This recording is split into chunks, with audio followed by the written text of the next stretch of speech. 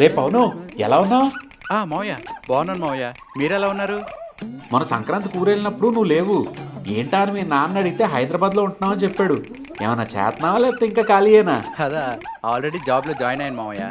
వారిని, నీకు జాబ్ ఎలా వచ్చిందిరా బాబు? అదా, cloud computing in Telugu institute వాళ్ళు డెవాప్స్ విత్ ఏడబ్ల్యూఎస్ లాంచ్ చేశారు మావయ్య. అక్కడ కోర్స్ నేర్చుకుని జాబ్ కొట్టేశా. అది చాలా కష్టమంట కదరా బాబు, మొన్న మా వాడు చెప్పాడు. అయినా నువ్వు నాన్ ఐటీ కదా, నీకెలా అర్థమైంది? అయ్యో మావయ్య, వాళ్ళు నాన్ ఐటీ వాళ్ళకి, ఫ్రెషర్స్కి, కెరీర్లో గ్యాప్ వచ్చిన వాళ్ళకి అందరికీ అర్థమయ్యేలా క్లాసెస్ చెప్తారు. కాన్సెప్ట్స్ ఈజీగా అర్థమవుతాయి. డైలీ టాస్క్స్ అండ్ అసైన్మెంట్స్ ఇస్తారు.